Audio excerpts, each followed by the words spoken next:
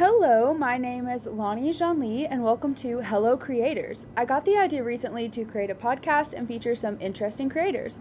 In our 13th episode, I wanted to feature a super talented director, storyteller, film and music video maker. Please welcome Avery Henley to the show. Thanks. Did I say your last name right? You said it perfect. Yes! I actually love my last name, so yeah, you said it perfect. I'm glad to be here. Thank you for inviting me. Thank you for being on the show. No problem. What initially inspired you to pursue a career in directing? So I love telling this story. What initially inspired me, I fell into directing on accident. It was not intentional at all. I was 15 years old, and I was taking an AP literature class. And our teacher gave us a project where we had to create something to depict the story of the book that we read. So I joined a group, of course, with my friends who wrestled, which was the first mistake that I made. And we did it over a book called The Grapes of Wrath. Now, the second mistake I made was I waited until the day before the project was due to actually do the project. So we had a few different options, like you could create like a scrapbook, you could create a video, you could create a song. Me and my friends decided, hey, let's create a video, let's make it funny, let's make it entertaining for the class. So we waited until the day before the project was due. That's also when I found out that I was the only person in the group that read the book. Oh, no. So I ended up having to do pretty much all of the work. So, but it was cool though because we wrote, what we did is we created this game show or kind of like a Saturday Night Live type thing where the characters from the book were brought in and the host spoke to the characters and the characters told them what truly happened compared to like what was actually, said happened in the book. And we just made it funny. And our teacher didn't believe in giving perfect grades. We got a 99. We got the highest grade in the class the next day. Hey. So fast forward, give or take about 2-3 weeks later, I picked up drawing when I was like 8 years old, by the way. So I knew I wanted to go to an art school, and an art representative from SCAD Art Institution of Atlanta, came and visited and spoke with me and was like, hey, like, love your work, boom, boom. Okay, so you're majoring in animation, that's what you want to do, or what do you want your minor to be in? I had no idea. I'm a very tunnel vision type person. So I was like, I don't know. So they showed me this list of the different arts, and I see filmmaking and video production, and I was like, that's an art? And they was like, yeah, it is. And I was like, I think I want to change my major. And that's how I got started. Nice.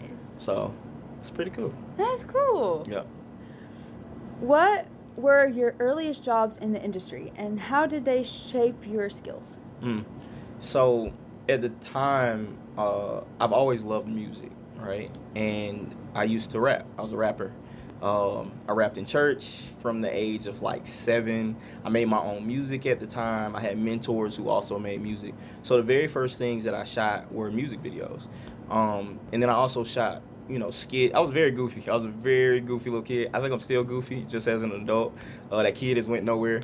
But yeah, so I made comedy skits, and then I made a ton of music videos. And the way it's shaped my work now, for starters, I'm still shooting music videos. But I think my love for music really impacted my style as a creator.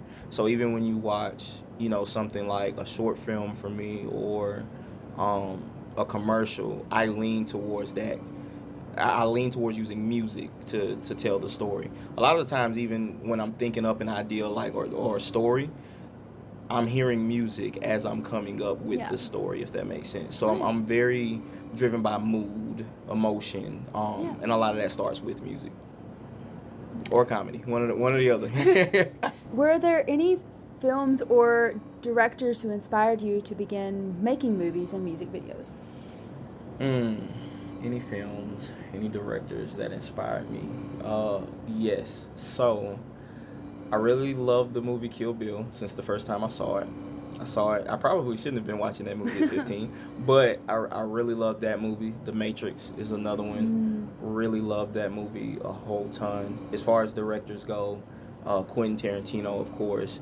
And then later on in life, I didn't realize I loved his movies until recently. I watched the movie a few years back, Baby Driver, if you ever heard of that one. I've heard of it, yeah. That is Edgar Wright.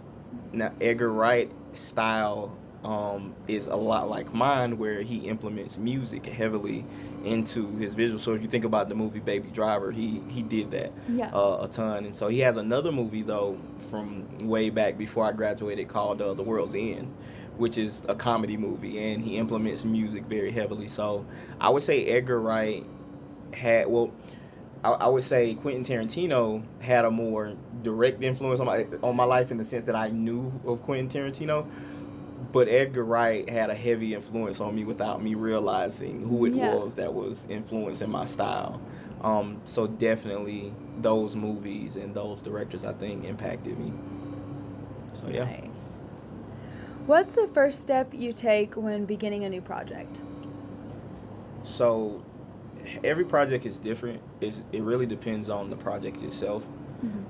For anything, say like a short film or a commercial, I generally start with listening to music. I try to find the music first, because the music is kind of like the driving force, if that makes sense. Yeah. There's not many commercials that you'll watch that doesn't have music in it. That's true. In some type of capacity. Yeah. So if I figure out the mood first, then everything else seems to kind of like fall into place. Right. Now, if it's a music video, it's kind of a little different then, because I already have the music kind of given to me. Right. I just sit and I listen to the song. I see what type of feelings or emotions it gives me, what it makes me think of, and then I kind of go from there. Sometimes, and I know I'm probably going to dive into some of your other questions. Yeah, go for it.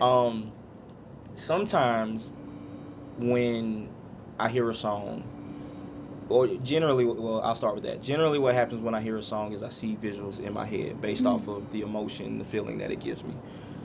But sometimes I don't get anything. And when I don't get anything, after I've listened to it a few times and I'm like, all right, I'm not grasping nothing, I'm not getting nothing, I'll take a deeper look at the title. Because sometimes the title will give me something, and the title might give me an idea that's completely opposite of what the music is, but then I find a way to kind of find juxtaposition between the title and how I feel from the song from there. So sometimes that works. Sometimes I can't get anything at all, and then I just wait, and God ends up giving me a dream, like the same night or a few nights after. Yeah. Sometimes I sit in silence. So it's very different. It just depends on, okay, this is what I try to do first, and if that doesn't work, I'll try this. If that doesn't work, I'll try this other thing. Another method though, and I learned this from a mentor of mine. He taught me he does this thing where he'll watch he'll put on different music videos, and he will mute them, and then he'll play the song that he's trying to think of a concept with. So what that does is, like, if a visual from another music video goes well with the song, then that kind of gives you an idea of like what direction to go in. So that's something. If you're a director, you can try that out if you're feeling like a roadblock. So yeah. What part of the creative process excites you the most? Well, it's probably kind of obvious, but directing for sure is probably my favorite. But outside of, let me go back, because I have to explain why I like directing. I love directing because I'm a very like collaborative person, and I love people. So when I get to direct, I get to speak to different people, communicate with different people on different levels in different ways. It's my favorite, but it also might be the most challenging too, because not everybody communicates the same way. Gotcha. So I have to learn how to speak to this person here. Like Jonathan may speak one way, and I may be able to say to Jonathan, hey, I need you to walk out, in a hurry. But then Sarah might not, the word hurry may not resonate with her as much, maybe urgently or in a panic. Maybe that's what gets her to move the way that I'm thinking in my head. So everybody communicates differently. So it can be tough, but it's my favorite because it forces me to grow as a director. It forces me to grow as a person. So that's really, really cool. And then I know you didn't ask me for another one, but I actually really love the conceptual part too, like coming up with the concept itself. That's probably the purest, most fun. Because it's me. And while I say it's the purest, most fun, it can also be the most frustrating. Because when you're looking at a blank canvas, if it doesn't just jump out at you and you're on, say you're doing something for a client, it might be a little frustrating because it's like, I need to come up with something. Yeah. But sometimes forcing creativity, it can be a little troublesome. And so I think that's why, as a director, I'm growing to a point where I want to work on more creative things that are mine or that I'm in love with that's not work-based. Yeah. So it can be more of a relationship type work versus like, this is for a client, this is a money thing. Yeah. You know, so yeah. And I know that, like, you're also creative because you created a rain machine for a music video on the, like, concept creative side of it, too. Yeah. So, yeah, again, like, that's the other fun part about the conceptual side of it. When I'm doing... Oh, okay, so I'm going to tell you something that's kind of like my least favorite part of it to back what I'm about to say. My least favorite part of filmmaking is probably the part of having to strip away, the part of having to fit within a budget, the part of having to say, we can't do this way, how can we do it? Because it almost feels like dying in a sense, because I have this idea, and it may be this grand idea, but what I'm seeing, this isn't possible at this stage, so then I have to strip away. Yeah. But so that's why I love the concept part, the conceptual part, because absent of that, you can come up with whatever your brain comes up with. You can even come up with something that you can't actually do by yourself, that you don't know how to do. Yeah. Like, I understood the inner workings of a rain machine and what was needed, but I'm not really great with my hands. But I have a friend who's great with their hands. And so when I came up with the concept, I want to create a rain machine to do this, I just reached out to some friends, and that's what I love about making, having concepts and coming up with ideas. Yeah. You're not limited. Like, be free during that part of the process. So, nice. Yeah. How do you overcome creative blocks when they arise? Creative blocks when they arise. I feel like I touched on that just a hair as far as like with music videos. Generally, what I'll do if I'm having a creative block is I will listen to music. I'll go listen to music. I'll go driving. I am my most creative probably when I'm driving. I don't know why. Because I feel like that's when I shouldn't be super creative. I'm driving. I should be focused on driving. But I get most of my ideas when I'm on the road. And so when I take long trips to South Georgia to shoot for someone, to do a production, that's generally when I come up with my best ideas, when I'm on the road moving. And I think that might be just because you're moving. So, like, man, that makes so much sense. We're talking about a roadblock, right? A roadblock means you're stopped. Yeah. So I think the best way to get past a roadblock is to get up and get moving. So if you've mentally hit a roadblock, maybe you need to physically get up and just move. So yeah, that's wisdom. That's wisdom right there. Yo, and you just helped me get to that. I never thought about it in that way. So yo, that's dope. Sick. Was there a specific moment when you knew directing was your calling?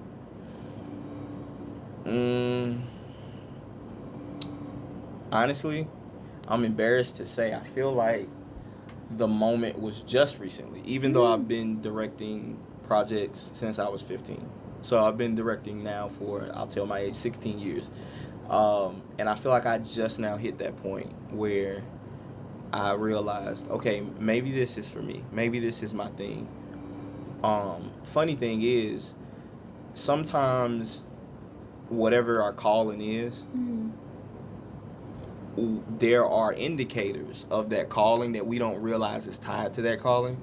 What I mean by that is, when I was younger, I didn't really fit in with any specific group specifically. I would hang out with the cool kids. I would hang out with the quote-unquote lame kids. I would hang out with the kids who played with Pokemon cards. I would hang out with the smelly kids. I would hang out with every group that there was. And there was a point, I believe, in middle school where I was like, I don't fit in with anybody. And I felt bad for that, and I felt terrible. And then even as an adult, I felt like, man, I don't fit in with a specific group, and I don't make a specific genre of movie. I love all these different types of movies. And it's tough sometimes when you're not subscribed to one specific thing, because that's not how the world doesn't reward you for that. Like, the world will reward you for being kind of in a box and being kind of tunnel vision on one thing, and this is my thing, this is what I do, this is what I make. Yeah. A24 Productions, you know what that is? Yeah. A24 Productions, we think horror film, right? Yeah. Psychological thrillers, that's what we think about. A24 comes out tomorrow and makes a, I don't know, evergreen action movie. It's like, we're going to be like, what? You know what I'm saying? Right. So I've always kind of felt challenged with that. Like, man, I don't fit in with anybody, and I don't fit in with this, and I'm not getting anywhere because I'm here and I'm here and I'm here. I'm in all these different places. That made me feel bad about myself. Yeah. But just recently, I came to the realization, why, right?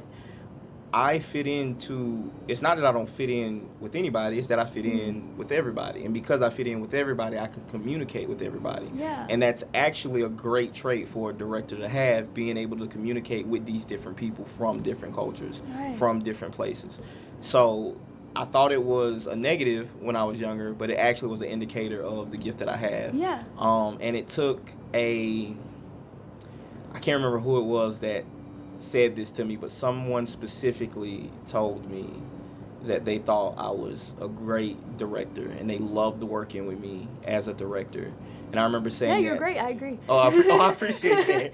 I appreciate that. I remember saying it to a DP buddy, and he was like, "Oh, you're realizing you're not half bad, huh?" And I was like, "Man, that that makes me feel," because I'm a hardest critic. I'm a hardest judge, and so I look at what I don't do or what I'm not great at, and I'm like, oh, I'm not great at this, or I'm not doing this, and so now I'm a lot more confident. So to answer the question, I think I just found out maybe like a month ago that this is for me. Yeah.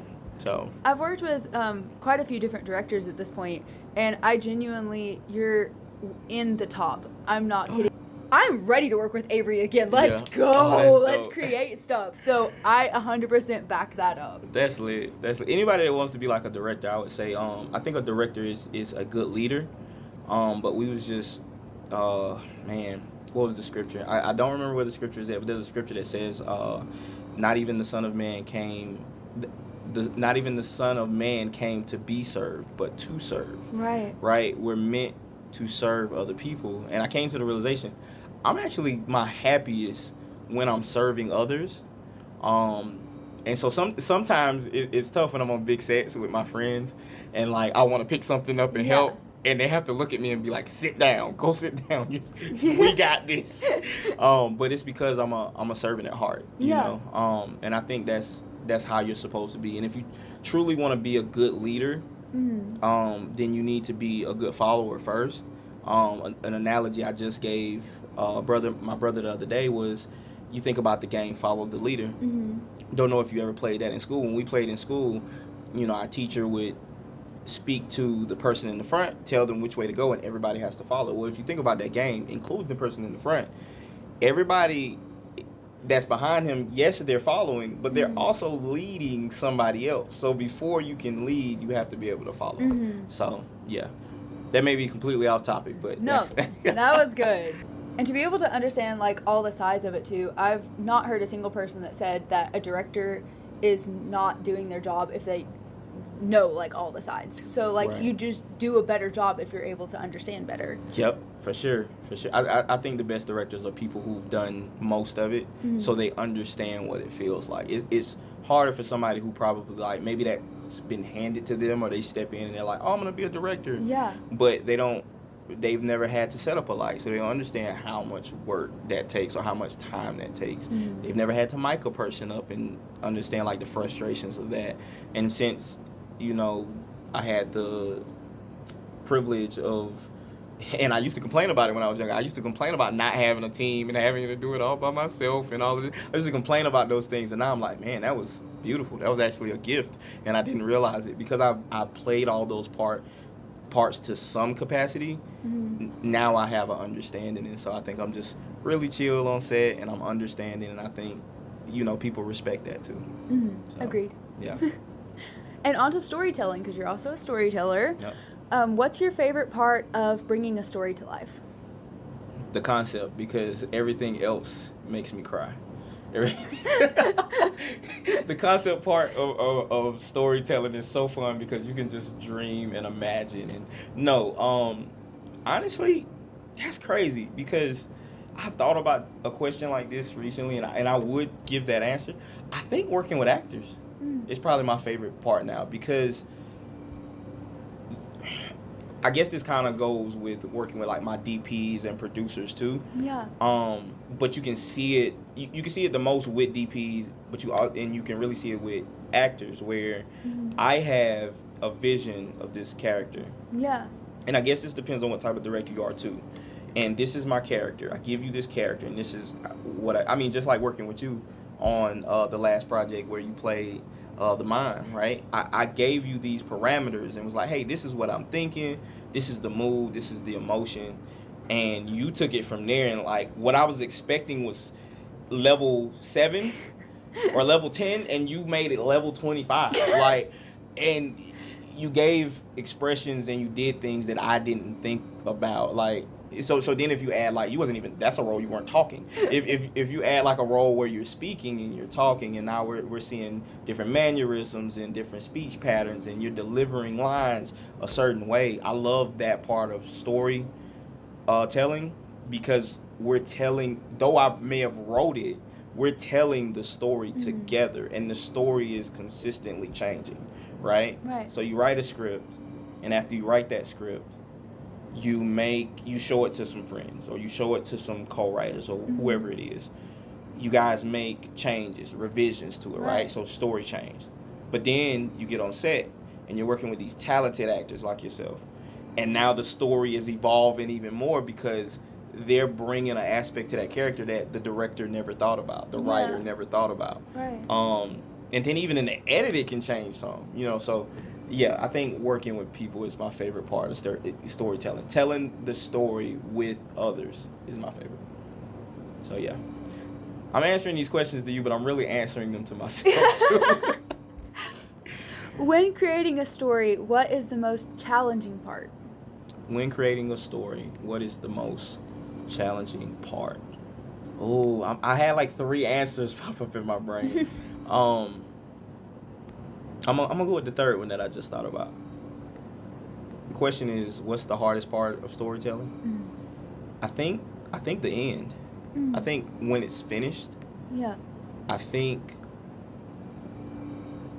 smiling and moving on is tough for me because I had a vision in the beginning, and then when I get to the end, it doesn't, generally at least, it doesn't look like what I saw in the beginning originally. And so sometimes it can be difficult to not appreciate what it is if I'm too focused on what didn't, right? So that may not be the answer you were expecting, but I think that's the toughest for me. I have to remind myself at the end, this is what we created. And generally I am very happy with what I create. So it's not like I'm just like an old down person. This didn't come out how I wanted it. But that even happens, that feeling happens, not even so much at just the end, that happens throughout. Like, so when, hey, I'm wanting to do this, I'm wanting to shoot this, and then we find out, hey, we don't have permission to utilize this, or we don't have permission to utilize this, or we don't have the capabilities of doing X, Y, and Z. Right. If I get stuck on my original vision for it, it can kind of be depressing. Right. But if I focus on it, the idea, and remember that the story isn't getting burnt to the ground, the story is just evolving, right, then I can be happy. But that's still a challenge though, at times. Yeah. In the theater world, a lot of times we have post-show depression. Oh, for real? Yeah. Oh, wow. So like a lot of, at least theater people will go back to back to back shows, so they don't have that. Oh. Huh. Makes sense. What project has been the hardest to bring to the screen? The hardest project to bring to screen is the project that I just last worked on with you, with the artist named Alante, Rose Petals. It has been the hardest to finalize and finish because There's a lot of visual effects in it, and I'm really in love with the visuals and in love with the story, and because of that, I'm not cutting any corners. And so because of that, it's making it take longer. And I'm having to stop and then work on something else, stop and then work on something else because I just want to make sure it's totally right. That's been the hardest one to bring to life. But I know it'll be rewarding when I do bring it to life. You did a lot of work on that one. Yeah. A lot of work on that one. Yeah, it was tough. And then so you came and acted, and then I think you had a show right after that. Yeah. How did the show go? It went really good. Yeah. It was the Easter show, actually, here. Yeah. Oh, dope. Good performance. You felt great? Yeah, it was really good. Okay, I'm finna interview you for a second now. How do you... Because I think this would be tough for me. It would be tough for me to shoot, say, a scene for one project and then turn around and go to shooting a different production, a different scene, completely just totally opposite of what I just did. So, one, what was the process of doing that?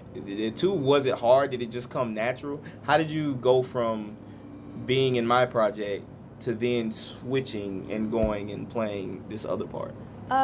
Being completely invested in the thing I'm doing at the moment. So not even thinking about the next project, like completely focusing on what's in front of me, and then on the drive to the next place, switch. So be like, okay, now I've got to start thinking about my songs, or now I've got to start thinking about my blocking, and because the other thing I've moved on from that. So it's like working on the next thing, but focusing at the moment, because if I get sidetracked, there's pretty much every show I've messed up at least once. And it's because I wasn't fully focused. And like, as I'm growing older, I'm like, okay, I have to focus on what's in front of me, or I'm gonna screw up, and then I'm gonna mess up on the next thing too because I didn't focus. Right. So I think it's something about like just making sure you're completely invested in what you're doing at the moment. Right. Makes sense. That's a skill, I think. For me, I don't think it's as hard for me to like focus on something, not think about the next thing. It would be hard for me when I move to the next thing to not think about the last thing that I just was working on, and I hope this came out great, or I hope that this works, or I'm excited to see Maybe that's probably not as hard for you because you're playing parts. For me though, as like a creator, I still have a next step. So it's like even if I shot a scene and I move to another thing, I still have to edit that scene later. And so in my brain, I'm like, oh, I'm ready to... Especially if the first thing was something I really enjoyed. So that's... Yeah, but that's dope. Cool. That's lit. Thank you. What has been your favorite story to tell so far? Same answer. The one I'm currently working on that hasn't been told yet. So Rose Petals is a music video for an artist named Alante Francois. He's an artist in Atlanta. Really close brother of mine. Like, he's really, really dope. When I first heard the song, he had this idea. He said, I don't know where you take this. He was like, but I see a young kid, a young version of me, looking out of a window and seeing this mime dancing in the rain. Now, I have no idea where that came from either, but I did, when I listened to the song, I saw how visually, sonically, those two things could kind of correlate. And so I thought on the song, and in the song he's saying, he's using the nursery rhyme, if that's considered a nursery rhyme. She loves me not, or he loves me not, he loves me not. And so I was like, okay, what if in the story, and some of it was based off the lyrics, it's centered around a girlfriend who is going to make a mistake, like be unfaithful to her boyfriend, who is the artist, but she never leaves the front steps because she's haunted by her guilt. Now, here, as of late, first of all, I've never been a horror movie fan. I don't think God gives us the spirit of fear, and I'm also a very, very scary person. Of scary movies, and so I never really watched until recently. And again, not horror, but like thrillers, psychological thrillers. I find them very, very interesting. As of late, so that's been finding its way into my art, which is so funny. It's like I don't think I have an in between. Either it's something very off the wall and comical, like my webisode Holy Shiitake, which is argument between a husband and wife about the husband leaving the toilet seat down, and the wife is transported to another dimension when he leaves it up. Either it's completely off the wall like that, or it's a psychological thriller. So that's just kind of like where I'm falling now. But yeah, I think that story is the most fun for me to tell, because I know that happens to people in life.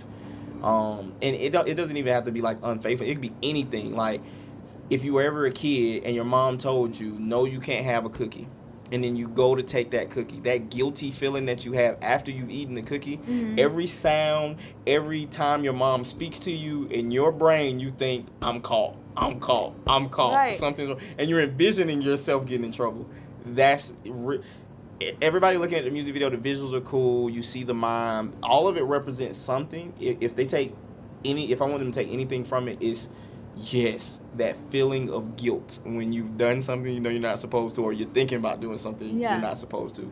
It's very halting. Like, it'll keep you somewhere for 2-3 minutes, and those 2-3 minutes will feel like hours. So that's kind of like the concept. So I'm excited about that one. I'm looking forward to that one as well, because Alante has been like posting like Snippets. Little clips on his Instagram, and I'm like, I'm in that one. Yep. Yeah, I'm excited about it. How has your perspective on creating projects changed since you started? How's my perspective on creating projects changed since I started? I think I could say a number of things. I think the biggest thing is that this is a team sport. Creating is most fun when you create with other people. When I first started, it was all about doing every part myself. And maybe that's where I needed to be in that season. Because like I said, that's beneficial now. When I work with a team, I understand people more. Right. I understand people in these different roles. But I think it's evolved. I'm like, it's great to tell a story when you're working with other people, because I don't have every perspective. I only have my perspective. I only have one perspective. So I think creating art is best when done with other people. I think that's the thing I came up with. I completely agree. Like, there's different visions that you legitimately cannot do by yourself unless you want to CGI like 13 of you or something. Like. Yep. Yep. No, for sure. For sure. I'm trying to think, like, what was the first project we worked on with each other? Full Lake Awesome. Oh, yeah, Full Lake Awesome. And you were, I'm trying to think of what role. Oh, so the first time I met you, I feel like I met you before that. Did I not meet you before that? Maybe, I'm not sure. Okay, so I remember the scene. You were in the scene with the, kind of like therapist or the round. Did we not know each other before that? I don't know. Like, I know that you knew Jonathan already. And I think that's, like, how I had, like, maybe liked posts that you had made or something like that. Yeah. Maybe that's how we knew each other. Because, like, when you tagged Jonathan and Hannah and stuff, like, I would like it. So maybe that way. Maybe. I don't know. We got to figure that out. I feel like there's a project we're forgetting. I feel like we done worked on something and we just don't remember it. No, that was a really fun project. Dang. That's crazy. I feel like we worked on something else with each other. At like 3 a.m. That was it. Right. I'm gonna wake up. I remember what it was. You're gonna get a text. I'm so sorry for messaging you at this time. And you don't have to answer, but I remember. Oh, man. Were there any key mentors who guided you along the way? Yes. All right. So I'm gonna name 2. One outside of film and one inside of film. So one that I have to mention is a mentor of mine, Kenny Wright-Gross. He, spiritual mentor, spiritual father, and an artist. So I used to rap with him all the time. When I first picked up a camera and started shooting, I shot music videos for him, music videos for his family members. But he's always been a pivotal piece in my corner. He's always given me really great direction. He's always listened to me when I need to speak to somebody. Helped me creatively, helped me emotionally, helped me mentally. He's helped me grow as a man, all type of things. So one, I just got to give full credit to him. And then after that, I have to give a shout out to Isaac Dietz, who is a really amazing director out of Atlanta, Georgia. Isaac Dietz has worked with, you name it, Lecrae, Family Force 5, Ludacris, with Zaxby's. He's worked with the NFL, so he's just really, really great. And the way I came across him was I was a huge fan of a creator named Kyle Detman, who did visual effects and music videos for Reach Records. And I came across an interview one day when they asked him literally about this specific question. Yeah. And he gave credit to a guy named Isaac Dietz, where then he informed everyone that Isaac Dietz has a thing called the Thunderdome, which he was a part of. And the Thunderdome was a home. It was two homes actually beside each other that were owned by Isaac. Isaac lived in one, and he would allow young creators to move in and rent a room for like $200 a month, which is nothing in Atlanta. Yeah. And he would teach them film and video production and get them on jobs. And everyone who had done that then did film full time. That's awesome. Now at the time, I was married. I had my first kid on the way, and so I couldn't move in. But I was like, hey, I'm gonna reach out to this guy because maybe I can meet him. And so I reached out to him, and I hounded him. I hounded him because I didn't understand how busy of a man this guy was. And one day I got upset because he said we'd hang out, and I was like, hey, you said we were going to hang out. You said just very, very prideful, very, what's the word? Entitled. And I remember we finally got together and we hung out. And he told me, he was like, hey, I just want to let you know, you're good, but like, when you did this and you said this, and he was like, normally, like, when I meet someone and that happens, that's kind of a sign for me, like, to not deal with that person. And so I was like, well, man, I'm sorry. I was like, well, what made you still agree to hang out with me? And he was like, I don't know. He was like, it just seemed like drive and passion to me. Yeah. It didn't seem disrespectful. Yeah. And so appreciate Isaac Dietz. He's great. He taught me a lot of what I know. He brought me on my first film set way back in the day. He's great, and he supports me from afar. Every now and then I see him comment on a Facebook post of mine or an Instagram post and be like, hey man, proud of you, this is fire. And so he's a pivotal person in my life. That's like, whenever somebody mentors you and then they still continue to support you, I'm like, yes. Yep. I love it. I love it so much. Yeah, he's great. And no jealousy, nothing like that. Like, I've gotten to feel, I think, a bit of maybe how he feels, like step into his shoes a little bit, in the sense that there's a young creator named Jordan Rose. I'm gonna shout him out. Great, talented young guy. He is a DP now. He's from South Georgia like me, and I remember one day he reached out to me. I can't remember if it was, because we've had a few different encounters. I had some equipment that I was selling, and I remember one time he bought some equipment from me. I remember we've had conversations and talked about film and video production, and and he always shouted me out and was like, hey bro, your work is dope, he rented from my rental company for a period of time as well, and now the guy is like probably one of the best DPs that I've seen. He just did a visual for Lecrae and Jackie Hill. Sick. Perry, yeah. I think, man, he's worked with some real big people as of recently that I'm forgetting in my brain, but just really talented dude. And for me, I'm just happy for him. I would arguably say, man, like, you've stepped in some realms I can't even step in, and I'm just happy for him. And I think that's how it's supposed to be, like, because Isaac taught me and, passed along his knowledge to me. I'm going to do the same thing, and I hope Jordan Rose does the same thing, like unselfishly passes his knowledge to somebody else who hope is they surpass us one day. So, yeah. I love it when creatives are able to share their creative knowledge with people without gatekeeping. Yep. Because I feel like that's not as big of an issue as it used to be now, I don't think, but it definitely still is a thing. So it's like, come on. And you know where that comes from? That comes from fear. Like, people are afraid. Their spot is going to be taken.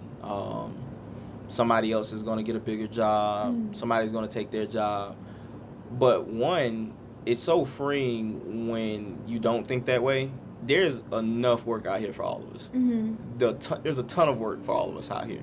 Also, life is seasonal. So for one season of your life, you may be meant to be here, and then in another season, you'll move on and move somewhere else. So it actually doesn't make sense to gatekeep and stop somebody from getting somewhere when you may not even be in that position that much longer anyway. God may move you to a bigger position. You may move to a bigger role. You may move to shooting bigger movies. You may not even shoot movies. You may move to now shooting commercials. And now that space where you were occupying, somebody else is going to fill that gap. Yeah. So if we all thought like that instead of thinking, oh, I have to maintain my spot, I think life would continue to just move and everybody would be happy and we continue to collaborate with each other and just, that's what I think. So. You're just full of wisdom today. Full of it. It's the Lord, I'm telling you. I'm going to be driving back home and be like, trying to think of words and be like, how was I talking like that? Like, that had to be God. And on to more advice. What is the best piece of advice that you have ever received? And what's the best piece of advice that you could give someone? Can this be film related? It can be anything. It can be anything. Okay. So, shout out to Isaac Dees. I got this piece of advice from Isaac Dees. Not even directly. When I was looking him up, I saw this in an interview, and it stuck with me all my life. Like, you ever hear something, and it, like, just sticks with you? Yeah. This stuck with me for the rest of my life. And what he said was, art is the depiction of life. So if you want to make good art, you should live a good life. That's honestly deep. Deep. I know, right? That is really deep. It makes so much sense. Like, and I said it for a while. I was like, oh, that makes sense. That's dope. Like, boom, boom, boom. But here recently, like, what I've noticed is I think I'm starting to find what a good life looks like, what it is, and what it isn't. I think it goes further than just, like, not stealing. You know what I'm saying? I think it goes further than that. Like, as a husband, as a father, a good life is spending an adequate amount of time with my children, right? When I don't do that because I'm prioritizing film and video and that's all I'm indulging in, my art actually doesn't come out as good. I've noticed that. I'm actually more creative when I am properly balancing my life. And so it's as of recently, like, I'm starting to really come to know that saying. Art is the depiction of life. If you want to make good art, live a good life. So, yeah. I'm going to be thinking about that for a very long time. Think on it. Like I said, like, I can't even take credit for it. I heard Isaac say it, and I've held on to it from now. I don't even know if me and him have talked about that. Now I think about it. Yeah, I'm going to have to tell him that next time I talk to him. You remember you said this? This is stuck with me for life. And it hasn't went anywhere. So I think he would be proud. Yeah. I mean, you if you go even deeper, like, or you look at it from this angle, like, God is good, and art is depicting what He made. You get what I'm saying? So it's like, if you want to make good art, live a life that that mimics God, because God is who is good. Like, he is He's the Father of life. He's the greatest creator there is, and I'm trying to mimic what He's done. So yeah, it can get deep. And I'm talking, you'll just sit with that for hours, I think. For real. So yeah, I think that's the best piece of advice. Any upcoming projects or productions in the works that you could share with us? Any upcoming productions? Okay. You asked me that question, and I'm like, okay, I have to name one. That's what my brain does. Okay, so I have to name two. Go for it. I'm not gonna spend too much time on one of them, but I do have a music video for an artist named Amber Cheyenne. She is a secular artist, but she has a song called Brain Trap, and they want to recreate opening scene from Terminator 2, which is one of my favorite movies, or one of my favorite franchises, I should say. Where you see the doctor in the beginning come in, and I said that's one of my favorite movies. That's why I changed it. It was like franchises, because now I can't remember names. The doctor's coming through, and he's like, they're in a psych ward, so they want to mimic that, and they want it to be like this psych ward style video. And the song, it's a rap song, but it features a I'm forgetting my words. Hold on. It features a sample from Brain Stew by Green Day. It's a guitar sample. It is fire. The song is called Brain Trap. It is hard. It's rap rock. It's really, really dope. Ooh. It's something I've never done before, but I'm really, really in love with the song. And we want to have it be this psych ward. People in the psych ward actually make up the band in the performance shot. It's actually something I want you to be in. I actually told Miss Tracy that I wanted you in that video, because I just think you kill it. So I'm really excited about that video shoot. And then the other thing that I have coming up that I'm super, super excited about, that I guess I won't touch up too much on, is, I told you earlier, I am working on my first feature that I want to shoot. Woo-hoo! Crazy thing. The person who is writing it, who's turning it into a feature for me, his name is Kevin. So when you said Kevin earlier was a writer, I was like, yo, that's bananas. So it's a psychological thriller. It's centered around a young gamer. Something about my art, and this goes back to what I was mentioning earlier about fitting in with a lot of different people. I think with every project I make, I want to reach out to a specific group that, people forget about, that people don't minister to, that people don't spread the gospel to, right? Like, this feature here is centered around gamers. We have these things we think about people who play games, or some people like, oh, it's a waste of time, oh, that's unhealthy, you're just gonna play the game all day. And there's actually some really beneficial things about playing video games, and now you can go to school for playing video games, and it's created careers. And I think we should reach out to those people in love, you know what I'm saying, not judge them. But I'm doing it again. Of course, I wish I could just be really straightforward about things, but I'm not. I'm doing it as a psychological thriller. So hopefully everybody sees it.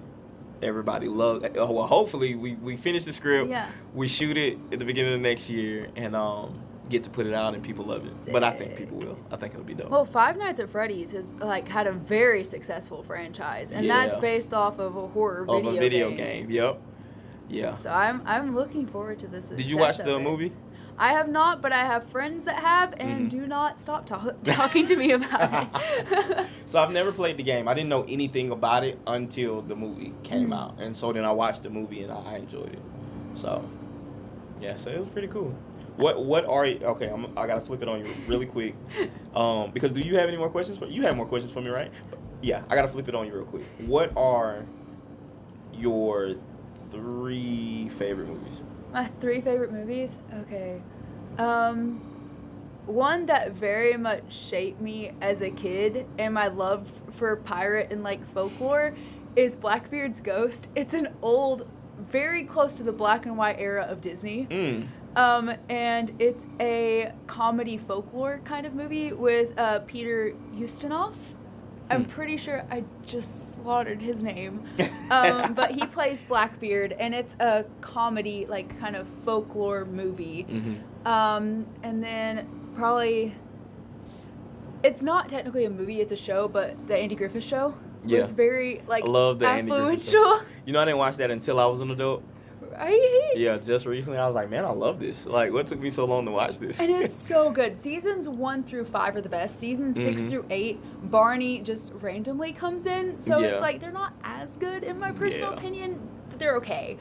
And then probably my favorite current movie is K-pop Demon Hunters. K-pop Demon Hunters. I haven't seen it. I heard about that recently. It's honestly it's you. Really it was from you who I heard it from. It's really I saw you post something about Western. Yeah. So is that what the movie's about, or is that an idea that you pitched? So there's ideas going around on social media that if the Demon Hunters were in different countries, what would they look like? So it was a whole thing where fans were doing that, and I was like, what if Demon Hunters were in the Wild Wild West and they were cowboys? Because in their version, it goes from rural Korea, so ancient Korea, where they were singing their opening song to slay the demons. They sing songs and they have weapons to pretty much hold them off and protect the people. I've got to watch this. And, this sounds like my type of movie. My gosh. And the soundtrack, at the beginning, they do a song where it's close to a Korean folklore song called Arirang. Mm-hmm. Again, not sure if I pronounced that correctly. And the harmonies, oh my gosh. If you love songs with very, very close locked harmonies, beautiful soundtrack. Most of the songs are 3-part harmonies to 5-part harmonies. Beautiful soundtrack. So shout out to the husband and wife duo that wrote that series. They took 9 years. Where is this at? It's on Netflix. Okay, I gotta get Netflix now. Oh. It just There's already came a documentary that a friend just shared with me that's on there that I want to watch, so it looks like I'm getting Netflix. Netflix is good. There's quite a few movies and shows that are coming out that are pretty good on there. Like me and my bandmate, we are currently binging Squid Games. We're on the 3rd season right now because we were like, we have to watch it before we get spoilers. I've only seen the first season of Squid Games, and I want to watch the next 2. But I do love when I do that at times, like when I don't jump on something. Yeah. And multiple seasons have come out about it. So yeah, I'm super excited about that. It's good. What about you? What's your top 3? Top 3 movies. That is really hard because I have so many. Okay, let's put them in 3. All right, Kill Bill, Volume 1. It's definitely going on the list.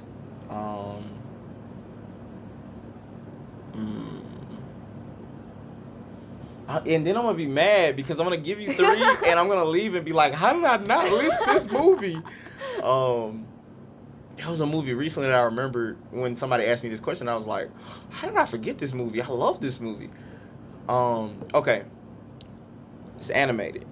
I got it. Since it's only top 3, I'm putting it on there. Spirited Away. Oh my gosh, Studio Ghibli or Studio Ghibli, correctly in Japanese. Beautiful movies. Have you seen Spirited Away? Listen, I watched that movie at the very least once every 2-3 years. I have certain movies that I watch every year. Yeah. But that's one that's like so special to me.